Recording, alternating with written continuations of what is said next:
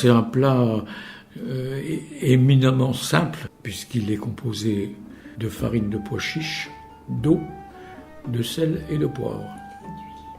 De l'huile d'olive, évidemment. On retrouve les ingrédients propres au bassin méditerranéen, que l'on trouvait facilement.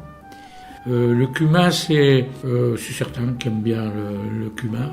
Le plat se prépare la veille, 1 litre d'eau avec 250 g de farine de pois chiche, qui sont bien mélangés.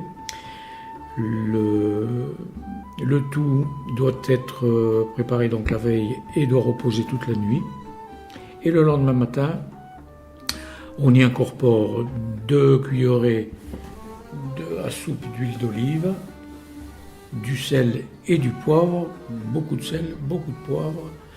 On met tout ça dans un plat au four très chaud et il faut surveiller la cuisson, mais dès qu'au-dessus se forme une petite croûte un peu brûlée, la kalentika est cuite, elle se mange chaude la plupart du temps, mais elle se mange aussi bien froide. Commercialement, finalement, il y a quelqu'un qui dans la ville d'Oran, fabriquait ces kalentika dans de grands plateaux de 2 à 3 cm de profondeur en fer. Et les petits vendeurs venaient s'approvisionner auprès de cette entreprise. Il y en avait surtout un.